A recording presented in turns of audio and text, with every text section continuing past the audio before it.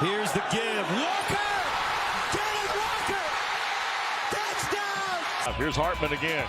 Nobody home, and he will score on the ground again. They're still alive. That went backwards, but it's loose on the fumble. Boy, this is going to be interesting. If it's a touchdown, it is.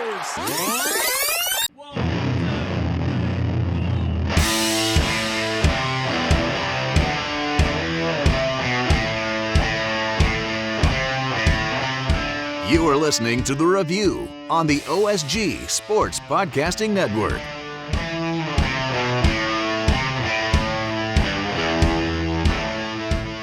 Hello, everybody, and welcome to another episode of The Review.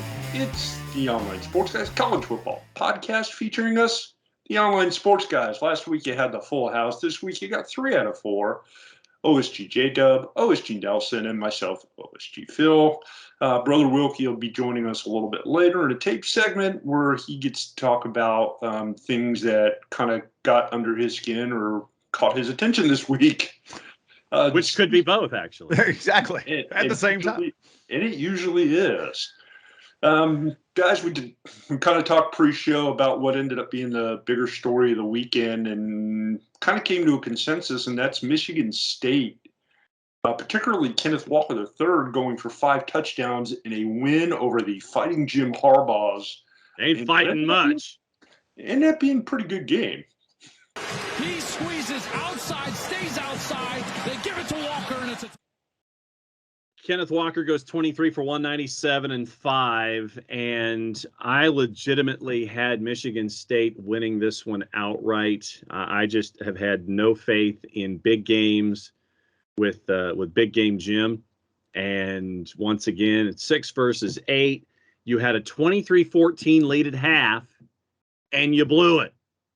Yeah, from what I understand, he might have tried to outsmart himself a little bit by rotating some quarterbacks. Color me Cade shocked. McNamara had a good game, but yet he decided he wanted to get one of his other quarterbacks some time, and that ended up costing him in the end. Yeah, and I got proven wrong. I said last week in the show that Peyton Thorne was going to outshow Cade McNamara yesterday. I was wrong in that. Kudos to McNamara and McCarthy together combined had a decent game. I mean, Andrell Anthony had a couple good touchdowns in his homecoming back to East Lansing. But yeah, I mean, watching that game, Kenneth Walker III, I think I texted you guys, he's a man-child and just literally could not be stopped. And that touchdown late really, really was a big win for him. 5 touchdowns on the ground. That's an insane day for him. Good job for Sparty. Go Green. It sets up what's going to end up being probably the battle for the Big Ten title when Michigan State and Ohio State play. Ohio State got the win in their game. Not their best performance. They did what they had to do in order to get the win. 33-24 Penn State. Penn State, a team I always thought going into the season was a little bit overrated, and this kind of proved me correct on that. Trevion Henderson had a good game for Ohio State, $152 and a touchdown. But yeah, really, this sets it up nicely. Michigan State and Ohio State's probably going to be the battle for your Big Ten supremacy. And I think you go ahead, J-Dub, because I'm just all 9 pounds worth of fired up about one thing in particular. Go ahead with your game analysis, and I'm coming behind you. I just want to say that that Ohio State to me, has always been kind of a pretentious one with the Ohio State. And I think if you look at just teams on paper, I think Michigan State's a tougher team than Ohio State. Just across the board, I think it's going to be a really, really big game. And I honestly think that Ohio State's going to fall short in that one. I think Michigan State is the deeper team. I think Michigan State's the tougher team. I think they're the hungrier team. Well, and I'm just going to go straight to the end.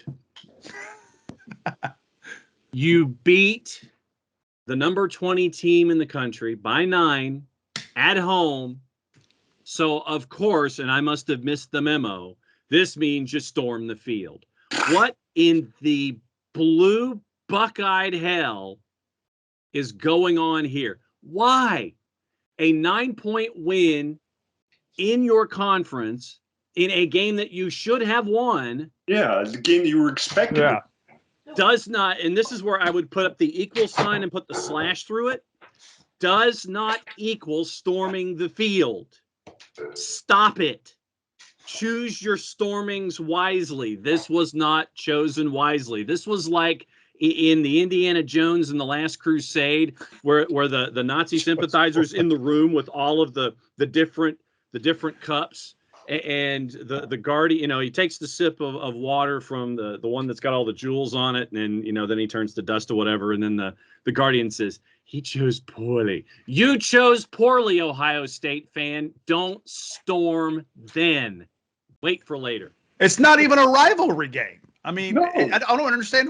I didn't understand that at all, and it makes no sense. But hey, it's the Ohio State. Nothing may ever make sense with me for them. And really, quite honestly, I'm not even sure who the heck they're going to play when it comes to the Big Ten championship at this point. I mean, you're looking at a 6-2 Minnesota team who somehow, after getting off to a horrific start, is 4-1 in the conference, and that's likely you're looking at the winner of Michigan State, Ohio State playing Minnesota for the Big Ten conference. Yeah, Ohio State's got they're going to Nebraska next week. Then they got Purdue, then Michigan State on November 20th, my birthday weekend, and then ending it with the Fighting Harbaughs. So I mean, it's they don't have a cushy schedule, but I agree with you. I don't know what they're going to do for that Big Ten championship. I just don't know. I don't see the Fighting Harbaughs as being a roadblock for Ohio State at this point, unless something dramatically changes. I mean, there's some talent on that team, but until I'm pretty convinced now that Jim Harbaugh is not that guy. Agreed. Check.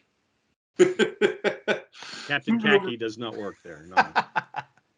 Moving over to the SEC. Well, before we move over to the SEC, we'll stay up in the Midwest. The Cincinnati Bearcats stay at number 2 this week after a 31-12 win over a feisty but not very good Tulane team. Another pretty decent performance from Cincinnati, but not anything that makes you jump off the page and say, oh my God, either. We've said for weeks after weeks after week now, Cincinnati's going to have to beat every team they play by 20, 30, 40 points convincingly to really justify where they're at right now. I mean, granted, a 19-point win? Yeah. Not a bad day. Desmond Ritter had a decent day on the ground, on the road against an unranked Tulane team. I mean, they're still the number 2 in the country. I mean, but there are a lot of teams on the bubble of that four spot right now looking to give Cincinnati a run for their money, and if they don't continue to win dominantly, Cincinnati may have trouble down the road. Right there with you. I mean, you won on the road, but it was a team going in that was 1-6. And this is one where you should have taken care of business, and you did in the sense of getting the win, but you only won by 19, and it was only 14-12 at the half. So you had to get some work done to get this one over the line. What was this, that trap game that folks talk about? Was this the one where you get the cold water in the face, and you get like the old cartoon slap where the hands going back and forth about 95 miles an hour and the face just goes exactly. So was this that for Cincinnati? It'll be interesting to see, but this one probably would have put them more like at 2.5 or 2.75, and the number 3 team getting closer to there. I don't think there's any way Tulane was ever a trap game for the Bearcats. I mean, this is a game they should have won by 40. Yeah, easily. I'm right there with you. Maybe not. I think the era of style points, unless you're a Georgia or an Alabama, may not necessarily be here. You got to remember, Cincinnati still went into Notre Dame and beat Notre Dame, who's back into the top 10 this week as well. So there are some horses there, and I think they can play with anybody below Georgia at this point, except for maybe Alabama. Anybody else, I think, is fair game. Yeah, I think you're right there, and I know that I will continue to emphasize when we get into the SEC. Leading into that conversation, for me, frankly, I mean, a lot of folks are sitting there and looking at everybody else, but I'm still going to be looking at Alabama until further notice out of the West. Agreed. Yeah. I mean, don't ever write off a Nick Saban coach football team. Ever. You will live to regret it. Yep. Moving on over to the SEC, the big boys in the SEC, the number 1 Georgia Bulldogs, 34-7 win over the Florida Gators. Florida got to get a late touchdown to kind of keep that one from being a complete shutout. That game turned, guys, to say that it turned on a dime would probably be selling a dime short. it went from being 3-0 to 24-0 like that. Georgia scored like 21 points in like 2 minutes, 9 seconds. That was an insane, I had to look back going, what did I miss? That was literally Florida's just that bad. It was a fumble, a one-play touchdown drive, another fumble, And a pick six. And a pick six, or an interception, a one-play touchdown drive, and a pick six. Mm-hmm. And boom, it's over. Game over. Mm-hmm. Game over, man. Game over. You spot a team like Georgia 21 points like that with their defense, you're not coming back. No. They've given up, guys, 53 points so far this season in 8 games. Yeah. One of the best defenses I've ever seen in Athens. I mean, that defense is all over the place. And so how does this reminds me of those teams, about that coach that we were just talking about from about 10 years ago. How did he win championships? It was defense and running game. Mm-hmm. And so what you're seeing is defense and running game from Georgia. This is that early Saban catalog that we're seeing here. And when you have as stout a defense, I mean, let's see, 8 to 53, it's just under 7 points a game. It's like 6 3/4. And so right on the season average, the Florida Gators. But when a game can turn like this one did, I mean, remember, this one was scoreless after one, and everybody's sitting there going, ooh, and then 3 touchdowns in 2 minutes and 9 seconds, bang, bang, bang, and it was over. And it was basically run the ball, get out of town, go on to the next if you're Georgia. So, yeah, for everyone who's watching right now, it is Georgia, it is Cincinnati, and then it is everyone else right now. Yeah, and you look at Zeus White for Georgia. He only had 14 carries, but he went over like a buck 06 on those 14 carries. So, yeah, defense and running game, that's like the winning combination in Georgia right now. Really, the only question mark at this point for the Dogs is who's going to play quarterback. Stetson Bennett, the fourth, got his, 5th start of the season. He didn't exactly light things up, and he threw 2 really bad interceptions. But JT Daniels hasn't got back on the field. Georgia looked offensively not so much in the Clemson game, but in their second game under Daniels, looked fantastic. It'd be interesting to see where they go from here as the Dogs finish with Missouri and a couple of out-of-conference games. And, oh, by the way, they also have clinched the SEC East. Yep. And they will be your Eastern Conference team in the playoffs as Kentucky goes down to Mississippi State. Yeah, and overall, I expected more out of the world's largest redacted party. So I thought it was really boring yesterday.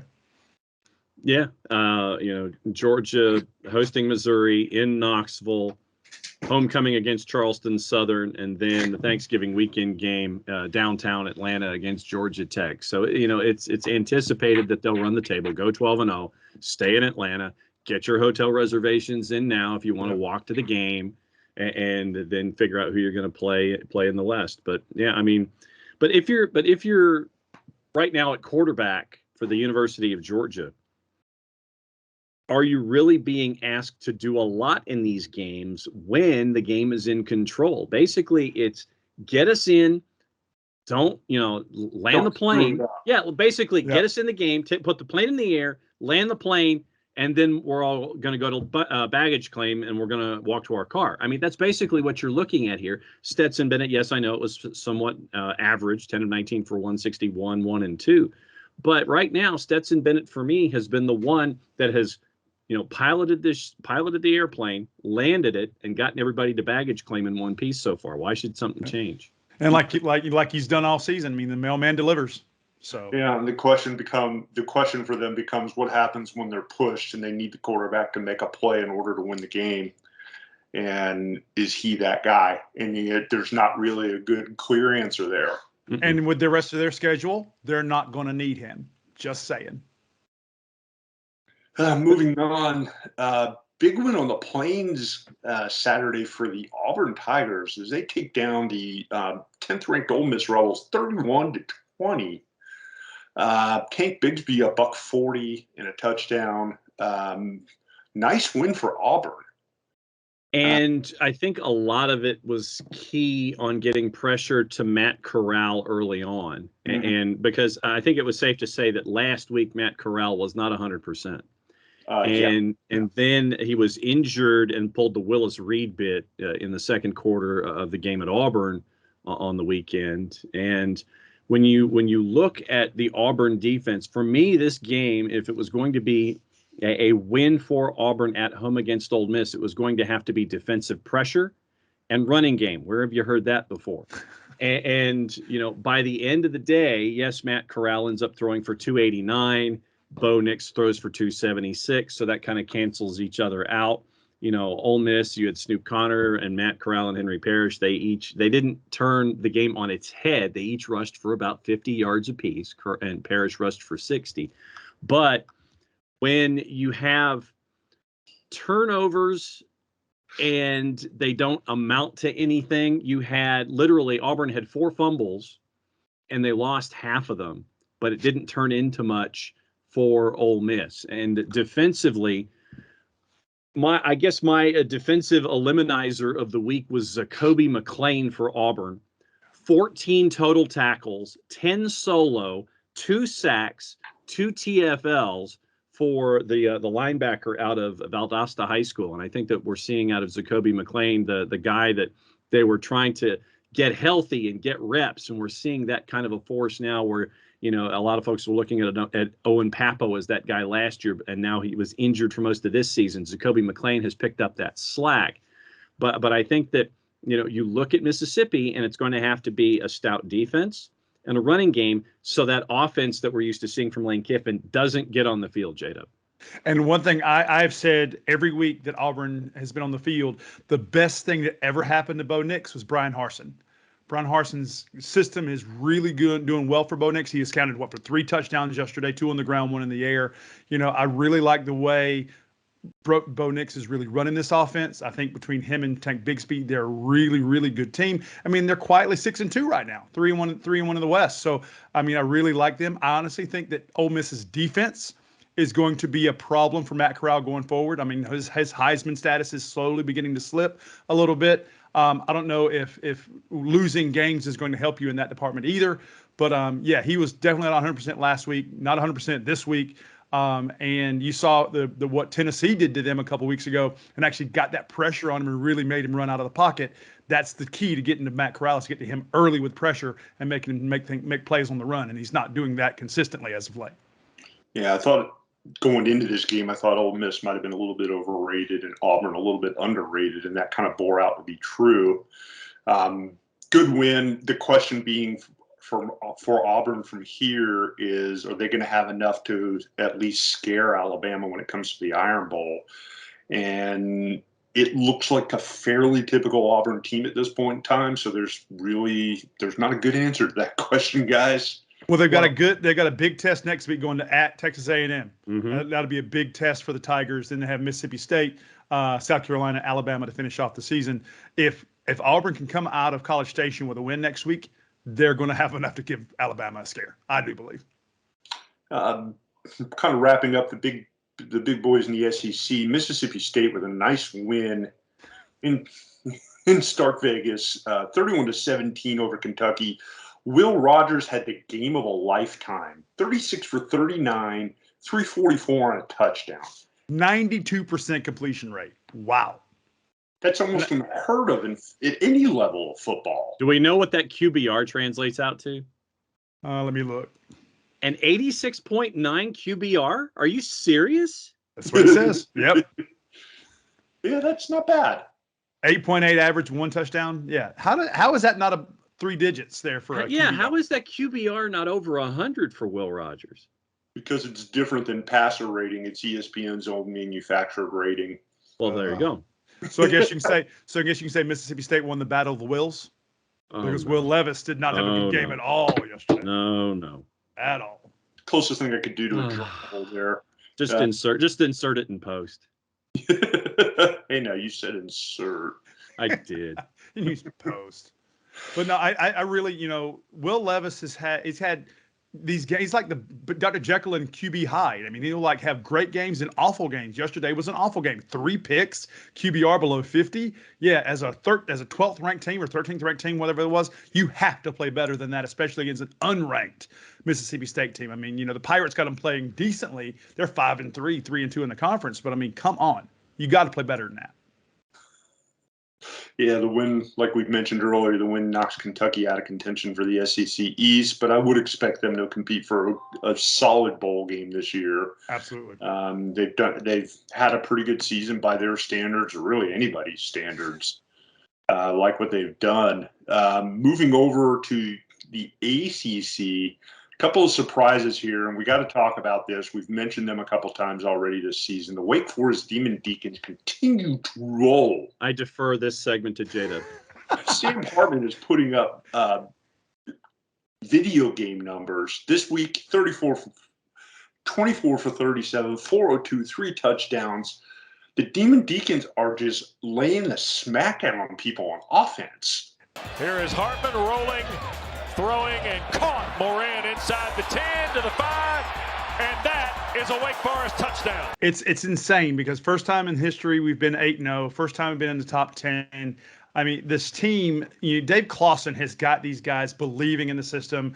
You have a quarterback like Sam Hartman who's back there running the offense. He's got it going on. I mean, literally every decision he's making is the right one, and it is coming up in droves. Like they won, they scored twice in every quarter but the fourth quarter yesterday. And Duke is not a great team, but I mean, they're doing this to everybody. And, I think they're an outside dark horse. Like if Cincinnati falters and Wake continues to, if they win out and take the ACC championship, you have to look at them. You have to look at them as somebody that might crack that top 4. I don't know if they will, but I mean, you have to give them the look because they're doing all the things right. They've got a solid defense, well, except for last week, and, a solid offense, and they're doing things right. And I mean, hats off to Dave Clawson. Things are going absolutely nuts in Winston-Salem right now. My friends have been texting me all weekend long. It is amazing to see how the Deacons are pouring it on. John, let me ask you this about Wake Forest. Are they the poster child for keeping your kids around in school? It's a mostly senior level team. They returned the entire starting lineup on both sides of the ball. And does that make your team better when you've got that consistency and you've played together? I'll ask both you guys that question. When you play together for a couple seasons with the same group of guys, are you just going to be by nature better? Well, especially if Dave Clawson, if your coach and your continuity are the same, because if you have senior leadership, if you have depth, if you have a coaching staff that's been around for a while, if you have that rhythm that's associated with all the coordinators and everything that's there, I would say that, yeah. But at the same time, if you're going to Wake Forest, you're not really going there to get an NFL draft pick as a part of your resume. I think that your CV is probably looking in other directions, and if the NFL comes calling, great, fantastic, and let's see what happens. So I think that there's a couple of different things at play here, J-Dub, and as our resident letterman from that particular university, I mean, you have to sit here and say that the continuity that we're seeing from the Demon Deacons with all of this with all these seniors in with this senior depth is one of those things that, while it's an anomaly these days, you're getting to see that benefit now. Well, you think about it, when I was there in 91, the late President Thomas Hearn threatened to pull the football program away, saying that money was being diverted from academics instead of athletics. When I got my scholarship, I had to take the SAT 3 times to get above a 1300 so that they'd honor my scholarship. So this tells you, A, I wasn't a superstar. B, that this school's more about academics and athletics. And, well, I'm going to say more about it, but they focus really, it's like the Vanderbilt of the ACC, so to speak. And so you look at Tim Duncan. Tim Duncan played for 4 years. This school has a way of keeping people around. I mean, Chris Paul left after a couple of years. I think Jeff Pierce did the same thing. But you have to, this system that Dave Clawson is in, like I said earlier, it's a buy-in. It's a family. All the coordinators, they go out together every week. This team hangs together. They're in the training table. They're together. They're a family, and they returned it because they want to win in Winston-Salem. They want to put up an ACC championship in Truist Field, and it's going to happen if they continue playing this way. And I agree with you. It makes them better because they complete each other's sentences. They know Hartman knows instinctively where these receivers are going to go. The running back knows instinctively where the offensive linemen are going to block. That cohesiveness matters, and that's something you don't see at the college level with all the transfer portals and people leaving after 2 years or whatever. This is an unusual situation, but for me, it makes sense because that's what the old Golden Black is. We're a family, and people tend to stay around for a while. Moving on to more ACC action, a big surprise game for me. I did not expect this to happen. Miami with a bounce back win, 38-34 over Pitt in Pittsburgh. Tyler Van Dyke literally comes from nowhere and drops 32 for 42, 426, and 3 touchdowns, including two pretty long touchdown passes in the first quarter of the game, and basically outdueled Kenny Pickett, who put massive numbers up himself, throwing for 519 yards, but he also threw for a couple of touchdowns. Tyler Van Dyke gets my game ball for the entire weekend. He comes in, all he's done the last 2 weeks is beat 2 ranked teams with NC State and Pittsburgh, and did it convincingly. And I asked a friend of mine who's a Miami fan, I said, where's this guy been all year long? And he's not even the second string. I think he's like the third string guy in Miami. But this guy's playing like a QB1. It was insane to watch him and Pickett duel yesterday. It's like, 1,000 yards combined between the two of those guys? It was insane. And I did not expect to see Miami come out of that with a win. It really opens up the ACC for really for Wake Forest at this point, because they're kind of sitting, the only one sitting pretty. Everybody else has got some dings on their record for the season. At this point, the Coastal Division, you're looking at Pitt at 3-1, Virginia at 4-2. Everybody else kind of in a pack in the middle of mediocrity. But you brought up the schedule. Wake Forest has got a tough next 4 games. They've got Carolina at Kenan Stadium, then they got NC State at home, then they're at Clemson, and then at BC. So 3 of their last 4 games are on the road, and none of those are cakewalks. So it'll be interesting to see, because if Wake Forest falters, NC State's right there to pick up the slack. Clemson, even at 4-2, could possibly do something in the Atlantic. So it's still up for grabs for anybody right now in the ACC. Yeah. Speaking of Clemson and played. Go ahead. Go for it. Yeah. Florida State. Go for it. Little hook and ladder. And here we go. They're still alive. That went backwards, but it's loose on the fumble. Boy, this is going to be interesting. If it's a touchdown, it is. What the hell happened? Yeah, like you said earlier, like the worst of the bad beats ever. I'm like, it's like the most Florida State way to lose. Yeah, that's about right. They actually played a pretty good game up to that point. Yep. Snatching defeat from the jaws of victory. That's us. Thank you very much. They looked sharp. They moved the ball. They played defense. They did everything right until the end. Yeah. And then the end happened, which in and of itself was absolutely tremendous for its futility. And all you really have to say is that you're up 13-10 and you're up 20-17. You're up 20-17 halfway through the fourth quarter. Then on the drive where Clemson takes the lead, here's what happens. It's a punt. You get a personal foul call, which moves it 15 yards closer. DJU runs for 2. Next play, PI moves it forward 15. Then Will Shipley scores from 21. So basically you had 2 15-yard penalties, a 2-yard run, and a 21-yard touchdown. 3 plays total in that drive that took less than a minute for them to get the lead. And so, okay, you're down 4 and you're chasing after a touchdown. And, it is what it is at the end of a game. And because you're trying to so desperately score, you turn it into Cal Stanford. And then traditionally, how many times has the Cal Stanford play really ever worked? I think once. Maybe. That's why they call it Cal Stanford. Yep. So because of that, it ends up going so far backwards that it's at the 3-yard line when Florida State fumbles. Clemson picks it up, runs all of 9 feet into the end zone, wins by 10. Tip of the hat and thank you very much. Yep. But Clemson was a 9.5-point favorite. And they won by 10. And they won by 10 because Florida State decided to try to go Cal Stanford on their ass, trying to get a game leading score with however much with no time left on the clock, basically. Sorry, got no, no just there. No.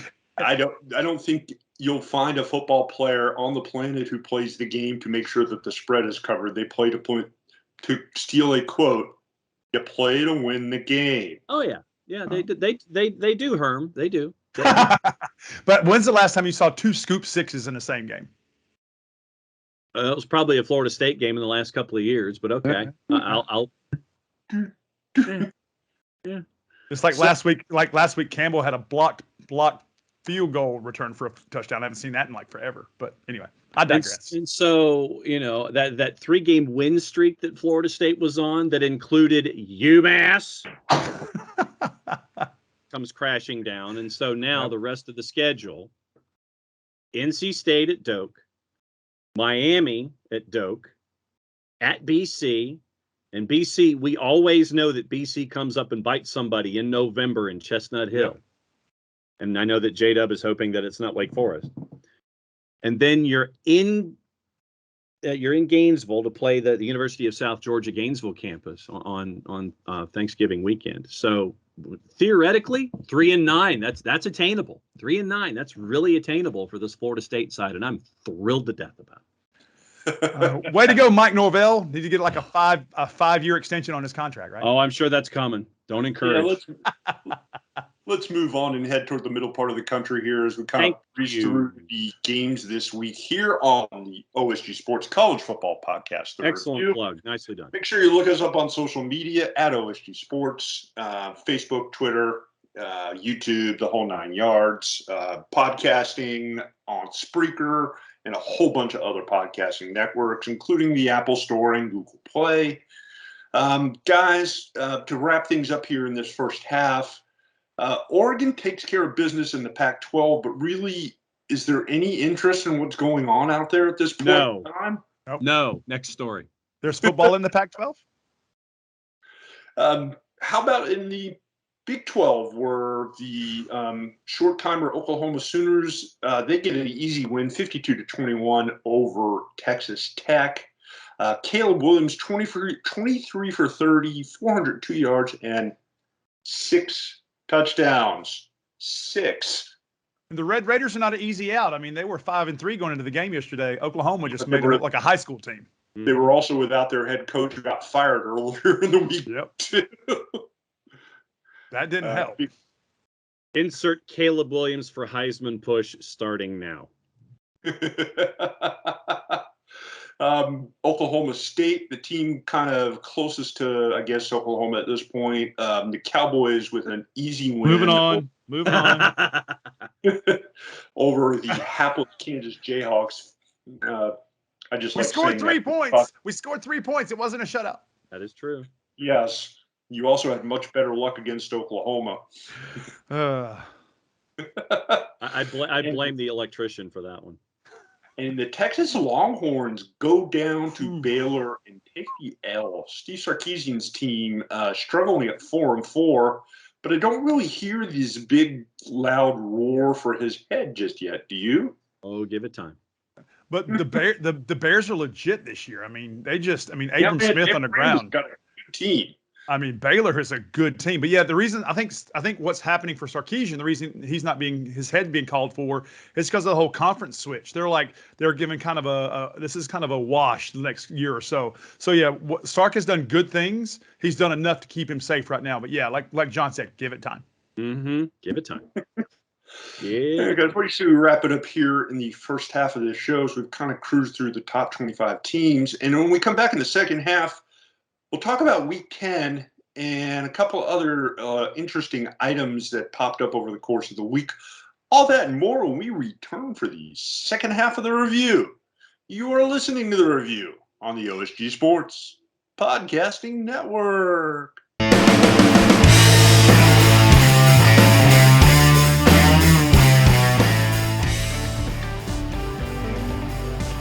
If you've been hurt in a car wreck, contact my friend Steve Apolinski of Apolinski & Associates. He's been representing individuals for over 30 years throughout Georgia and Alabama. Email him at steve@aa-legal.com or call him 24/7 at 404-377-9191. The initial consultation is free. We know that every driver is different, and a one-size policy does not fit all. That's why Country Financial offers a variety of discounts, so you get the coverage you need and the savings you deserve. From good driver to good student, multi-policy to multi-car, we've got a discount to suit every driver. Call Jason Wright at 678-568-6871 today to see what you could save. On Facebook at Jason Wright Agency or by phone at 678-568-6871. Discounts vary by state. Policies issued by Country Mutual Insurance Company, Country Preferred Insurance Company, or Country Casualty Insurance Company, Bloomington, Illinois. Nothing is over until we decide it is. Was it over when the Germans bombed Pearl Harbor? Hell no!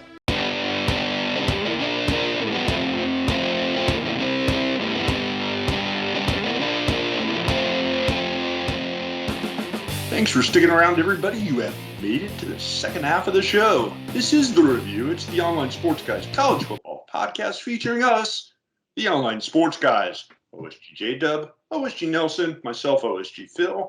And joining us here via the magic of audio and videotape in a couple of minutes will be none other than Brother Wilkie, who's going to give us his thoughts on what happened this week with some of the big guys, including Georgia and Cincinnati. He's got a few things to say about BYU and throwing a little bit of love toward the folks at Michigan State. Take it away, Brother Wilkie. We'll be back right after he wraps up here in just a couple minutes. Roll that beautiful bean footage. Hey, guys. We talked about last week Michigan and Michigan State probably being the game of the week, and to me it was. This was a back-and-forth type game. Hey, I think Michigan played really well, but again, Jim Harbaugh just couldn't get it done against one of the rivals. And so now Michigan fans and college football fans throughout the country are now still questioning Jim Harbaugh, whether he can beat his rivals. He's got another shot against Ohio State, but, Michigan can still recover. But Michigan State, we got to start talking about this team being a national championship contender. They just look the part right now. The Spartans are the persona of Mel Tucker. They're tough and physical.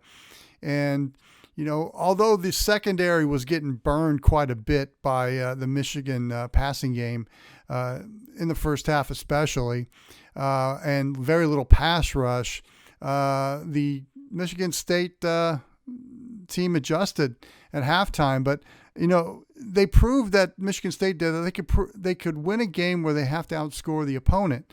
And when you got a guy like Kenny Walker in the backfield, you're in every game.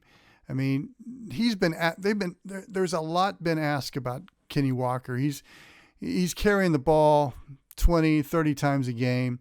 He's already got over 1,000 yards. We got to see it. This guy is the Heisman front runner.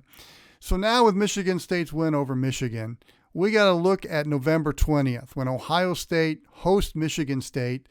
That's going to be for the East Division title right now. It still gives Michigan a chance in the division title race. They've got to run the table though and beat Ohio State if Ohio State beats Michigan State. But that's the game to mark on your calendar now for Big Ten fans, and it's going to be for the East Division. But again, I think we need to look at Michigan State as being a national title contender. Georgia looks like it's dominating self against Florida in the cocktail party on Saturday. And what I'm impressed about this Georgia team with each game is how confident they are. We know that defense is elite, perhaps NFL elite. But even on offense, the Georgia Bulldogs keep gaining confidence in each game. And that's dangerous when you got a team this good, this dominant. So right now you got to love Georgia's chances of taking the trophy home at the end of the year. The other team I want to talk about, Cincinnati. We've talked about how They've gotten themselves in the top 4. So what do they got to do to stay, especially at that number 2 ranking? And we mentioned that they've got to win in dominating style, kind of like what Georgia's doing in the SEC. But that's not been happening for Cincinnati. Another underwhelming win over Tulane on Saturday. And now people are starting to raise their eyebrow a little bit about the Bearcats and whether they need to maintain or should maintain that top 4 status in the college football playoff poll or in the polls in general. And that's a question that needs to be answered, because Cincinnati from now on has got to win. They got to put a dominating effort together, and they got to win by 50 points or so. It doesn't help either. The SMU lost on Saturday as well to Houston. Houston's a pretty good football team as well. But SMU was in the rankings. Maybe Houston will be in the rankings because now they're 7-1. But they still have a game, Cincinnati does, against SMU. That kind of takes the luster off that one. But even if they won that game in dominating fashion, and I think they have to stay in the top 4, doesn't really bode well for Cincinnati right now that they have these underwhelming wins against the bottom feeders of the American. So I think Luke Fickell knows that. Some of his comments were targeted toward that they got to be better in certain aspects of the game. But Cincinnati's got their shot now, and they need to start winning in dominating fashion, because we'd like to see Cincinnati in that playoff run come January when the college football playoffs begin. Because if college football is going to have, especially the playoff, is going to have any kind of Cinderella story, Cincinnati is the closest one we're going to have. And finally, I had to stay up late to watch that defensive optional game between BYU and Virginia. Cougars winning 66-49. I mentioned Kenny Walker earlier in the show. How about Tyler Algier of BYU? He had over 200 yards rushing in that game, and he has been a workhorse for the Cougars when they've needed him. He's not going to get in the Heisman Trophy race, but he's sure fun to watch, and a big reason why BYU is 7-2 on the year and has 5 wins over Power 5 schools. So just think, if BYU was undefeated right now, where they would be in the college football playoff race. We might be talking about them as well as Cincinnati. Thanks for that, Brother Wilkie. We always appreciate you. Wish you could join us live, but totally understand that life's kind of getting in the way right now. Bouncing back, guys, we got a couple things that I wanted to talk about. And one of them we mentioned just briefly as we kind of wrapped up the first half of the show, and that's Texas Tech dumping Matt Wells despite the Red Raiders being 5-4 before the season even ends. An interesting move for a program that's never really been considered elite. Yeah. But they've had some success over the last few years. Was it a surprise that they decided to make such a bold move really kind of at the 2/3 way in mark of the season? I think so. I mean, really, and that's the question that we see a lot when you have teams that, for whatever reason, whatever the internal rationale is, that you have a dismissal. And the larger question is now for me, are you doing this now with 6 weeks to go before early signing day to try to salvage early signing day? Or what's the deal? What is the rationale here? Because are you afraid that because you were okay, that you needed to do something for the remaining handful of games in the season to do what exactly by the end of this regular season? If you're going to make a move, you either make it earlier, but when you're average, you really aren't in the mood to make that kind of a move because there really isn't any impact. Or you wait until just before signing day so you can try to figure out, okay, who really is going to stay here for the next run at Texas Tech, whose season's over, who can we bring in to be the new coach. Just the timing is weird, especially if you're trying to get J-Dub toward early signing day to figure out who you're saving, who might be going, and who you might need to fill in those spaces. I mean, you got to think about Wells was 13-17 overall at Texas Tech, 7-16 in the Big 12. Not earth-shattering. I mean, he came to Utah State before he got to Lubbock. Had a decent record. But I think what the university is looking at is that they're playing 3 tough games of what are going to be ranked opponents. I mean, Iowa State just lost to West Virginia, so they're out of the top 25. Then you had Oak State, and then you have Baylor. And I don't know if they were trying to salvage, like they didn't want to be 5-6 at the end of this. They wanted to try to get somebody in. But I don't know if Sonny Cumbie, the offensive coordinator who's filling in as head coach, is going to be any better or worse. So my thing is, as a university, you don't make a pull like this unless you've got a safety net. You've got something in place. I'm not sure that this offensive coordinator is better or worse than Wells was. But I agree with you. As a player, I would be confused. As a fan, I would be confused. As a booster, I would be confused why it was done now with a 5-3 record. It makes no sense to me unless there's something internally going on that we just don't see. I just don't see protecting the early signing day to give a reason why we lose to big people. It just makes no sense to me. As a player, as a recruit, this would bother me if I was being recruited by Texas Tech. Moving on here, guys. Some news out of Knoxville, Tennessee this week, as 25 fans have been told they are not welcome back at Neyland Stadium, at least for the short-term future, at least through the spring sports season. After during their last home game, we talked about it a few episodes ago, the trash throwing incident, which awful. A really dumb, stupid, horrible, awful thing that cost the school already $250,000. But is that really enough? No. Nope. The school said these kids won't be able. 16 of the 25 people that have been banned from the stadium are students, and they've announced that they're making some changes ahead of the game against Georgia in a couple weeks. They're eliminating student guest tickets, increasing police and security staff. And here's one that I don't quite understand, and that's the removal of bottle caps at certain vendors. Yeah, I mean, there's certain people that, I mean, I was at a pro sports arena that won't be named because they suck and they're breaking my heart every year. But they won't, like when you buy a Gatorade, they'll take the top off and won't give you the bottle cap because it can be used as a weapon. That was actually told to me, that a Gatorade bottle cap can be used as a weapon. So that doesn't make sense to me. I mean, I guess it makes sense. But my thing is that when that was going on, I was watching it brokenhearted that this was happening. But who brings a bottle of mustard to a football game and can get that into a stadium? I can understand maybe having a golf ball in your pocket because you maybe played the back nine before the game. But a bottle of mustard, seriously? No, this was not enough. Hammers need to fall at Tennessee. This broke my heart that a university that's now trying to be competitive, trying to get that fire back, took all of that and went 25 steps back. You want to lose to a Lane Kiffin, that's fine. Don't lose like that because you've gave him years of ammunition. He's probably got that golf ball like framed on his wall now. Because he's that level of jerk. But, come on, Tennessee. You got to do better than that. This is in no way harsh enough. Yeah, ban them through spring? No.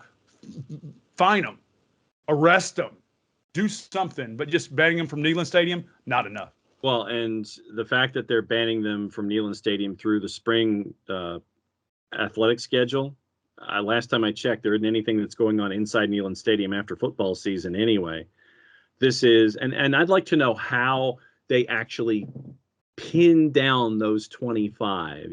I'd like to know, I mean, did someone actually sit there and tell campus security that this was what the deal was? I mean, was this what went down? For me, and I will continue to maintain this as the only alternative that I will accept in these situations, is that home fans, for however many games, are not allowed in the stadium. The revenue's already there. You've already paid for your tickets.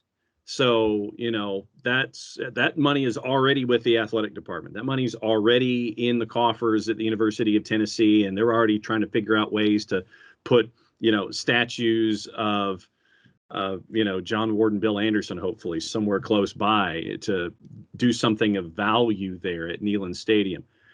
The money's already been spent. Those fans don't get their money back. You've already spent it. None of you, no home fans allowed in the building. All the visiting fans, you guys can come because you've paid your money and it wasn't the visiting fans that threw golf balls at Lane Kiffin or threw mustard bottles at Lane Kiffin. 1 game ban, 2 game ban, I don't care. No home fans allowed at all in the building when visiting teams come to town. And if it just so happened that it would be for this game, if the schedule dictated it, that Georgia's coming to town, Georgia's playing at Neyland Stadium, and that stadium ban for home fans just happened to be against the University of Georgia, frankly, that's a you problem. That's the only way that stuff like this is going to stop. You keep people away that have already spent their money, and they can complain all they want, but it's the actions of however many, which was more than 25, I can guarantee you that, that caused this problem that will basically mean to me a forfeiture of the money that you've invested in your tickets. Do better than just finding 25 random people that obviously were the root cause of this whole thing. Hit him in the pocketbook. Not enough. Hit him in the pocketbook. Look, it's already been spent. You can't get it back. The actions of others will have caused you not to get your money back. And the fact that you can't get in the building, that's on you, and that's on the folks that threw golf balls and mustard. And one more thing before we leave, because I know Phil's trying to get through this segment. The thing that gets me is that the Pride of the Southland band left Neyland before the game ended for the first time in Tennessee's history. Band members were injured. Dancers were injured. Cheerleaders were injured by these flying projectiles. It's one thing to be stupid, but you don't hurt your own in this way, shape, or form. This was embarrassing for the university, embarrassing for the SEC, and embarrassing for what was an amazing college football game. I agree with Nelson. Kick them out. Kick them out. Let them watch from TV from the sports bar down the street. Mm-hmm. Indeed. Moving on here, guys. A little galactic realignment news here as the Sun Belt continues to grow as one of the more, and Conference USA continues to shrink. As Confucius say. Mm-hmm. Yes. Not only do we have Southern Miss going to the Sun Belt, we've got Old Dominion, we've got Marshall. Some nice additions for the Sun Belt. It's going to be a well-rounded football conference, but. And so now we're looking at Conference USA, looking at New Mexico State and Liberty, which would take them to 7. Conference USA is considering adding UConn in football only, and possibly a Division I AA school to round out the league. There's also talk of Sam Houston coming from the WAC to get them to 8. If you're having to do all of this kind of machination, and it just so happens to include UConn and New Mexico State, 2 teams that, Phil, I know you write a lot about because they are at the bottom of the barrel in your weekly column fairly consistently. If you're at 5 and you're looking to add those schools, seriously, I mean, that really is scraping, to borrow a phrase, the bottom of the barrel. And Liberty's also being named as a potential Confusa ad as well. So that might be the star in that cap. But I mean, there's some other issues at play that might keep Liberty from getting into a conference that are not football related. Yep. Exactly. I still think Keith Gill is riding the wave from last year. We talked about how much the Fun Belt was great football last year. That exposure they got on national TV, thanks to COVID, is really helping them out now because these universities were wanting to be a part of the Sun Belt. And I think that Keith Gill is like, thank you, and enjoying that addition. Shall we grow, gentlemen? Let's make our conference larger. Yes. And if it just so happens to be the expense of others who are chasing after New Mexico State and UConn, that's it. Look, and I appreciate, I really truly appreciate Conference USA trying to stay alive in some form. And I know that Conference USA Commissioner Judy McLeod is doing yeoman's work to try to keep the conference alive. Because, I mean, if you're a commissioner and you're just like, well, I guess we don't, then obviously there's no point. And I understand what she's trying to do to try to salvage everything. But you want to talk this seems to me almost like a college football version of a labor of Sisyphus. Kids, that's your Google search for today.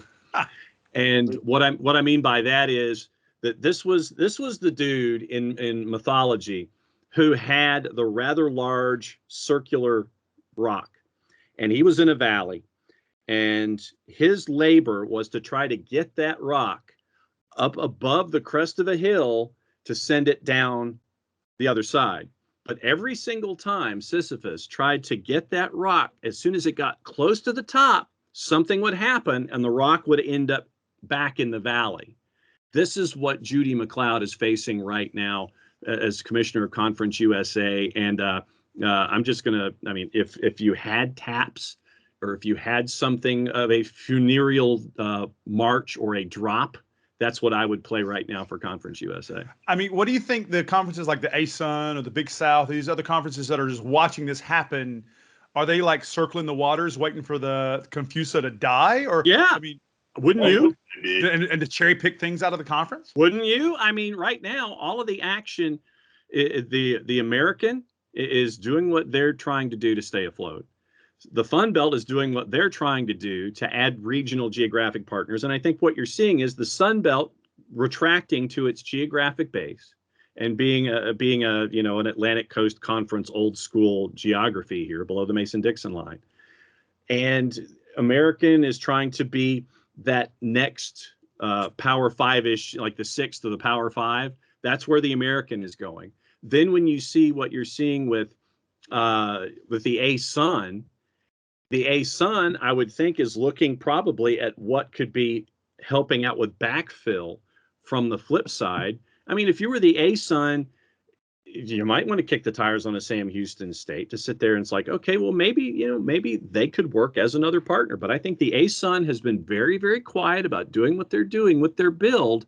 And it's just finding the right partners and not overextending yourself, especially if you're the ASUN trying to do something new. You don't want to be that business that opens up the 300 department stores all around the country right out of the blocks. You want to come up with your base, and then you want to build out from there. You don't just want to sit there and have the continental version of word salad come out there and then go, oh crap, we've got to clean up a mess. Oh, I agree. Guys, before we're kind of going on here a little bit, let's go through some of the bigger games or more interesting games on the schedule here before we wrap up on this week's episode. Some good matchups in Week 10, not quite the same level of the past 2 weeks. Your headliner this week looking like it's Auburn in College Station at Texas A&M in the 3:30 game on CBS.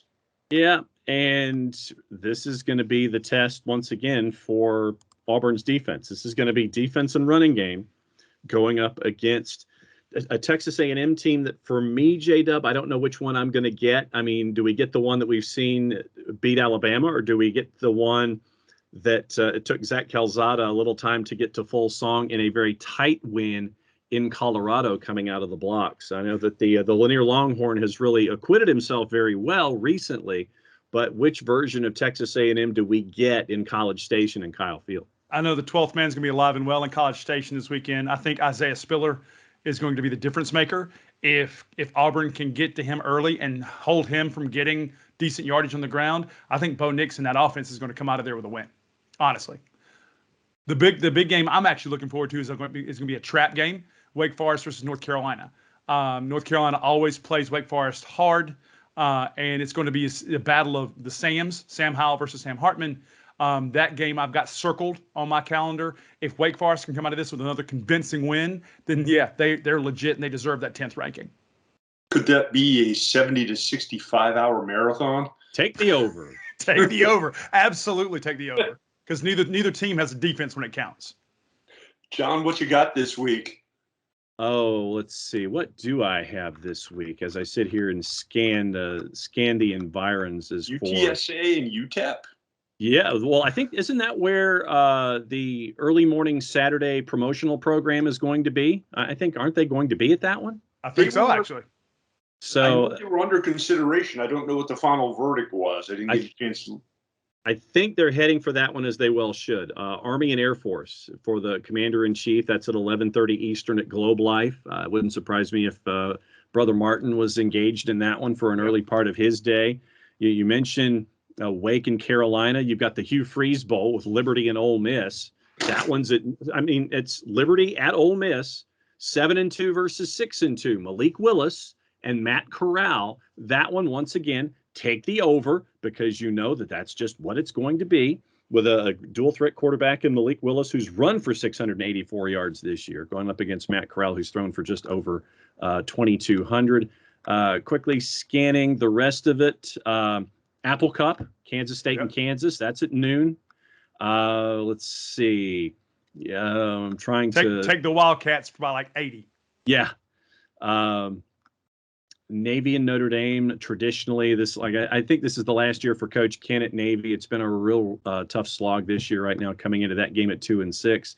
Oklahoma State and West Virginia at 3:30. I'd say take the over in that one as well. Let's see. If you're really desperate for programming, Rhode Island and UMass 5-3 and 1-7 at 3:30. Mississippi State and Arkansas. I think that one's a sneaky good game at 4:00 on SEC Network. You're looking at Coastal Carolina at Georgia Southern. That one's at 6:00 Eastern in Statesboro. Georgia Southern at 2-6.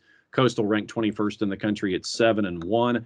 LSU and Alabama Nightside. That's on ESPN Family of Networks at 7:00. How badly does Alabama beat LSU? I think that's a big question for me. And Tennessee at Kentucky.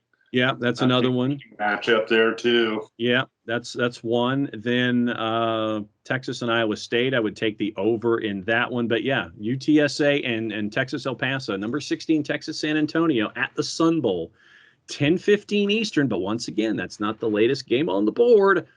San Diego State and Hawaii, 7-1. It could be a bit of a trap game for San Diego State, the Aztecs, having to go to the Big Island and play Hawaii at 4-5 at Clarence T.C. Ching. That is an 11:00 start on FS1. One question I have for both of you guys. There's a game that I'm looking at right now that potentially could be an adrenaline crash game. Sure. Michigan State at Purdue in West Lafayette. Yeah. The Boilermakers don't have a bad team this year. Could that potentially be a problem for Sparty going into West Lafayette? I think that's a question mark for me. Well, absolutely. Yeah, sure. I think it could be. It could be one of those adrenaline crashers. I mean, it's the game after the big win that they had this past week, and then you're going to Ross-Ade, a traditionally tough place to play, especially, I guess, in the Big Ten 12-14, Ross-Ade is the equivalent of Chestnut Hill in the ACC, because there's always that game late in the year when the calendar turns to November where Purdue will come up and bite you. This might be that one, so I would put this one on yellow light. I would say this one's a yellow light. It's not a red light alert, but this one's definitely a yellow light for Michigan State heading to Purdue. Be aware, be aware, be aware. Guys, I think it's time to wrap things up here. We've gone on for a good hour or so talking college football. For you folks listening or watching at home, thanks for sticking around. We always appreciate it. Let us know what you think. Let us know on our Facebook page. Let us know by Twitter. Let us know on the YouTube page. Any of those places. We'll try to get back with you. Always appreciate you tuning in, guys. Thanks for taking some time out of your day to do this.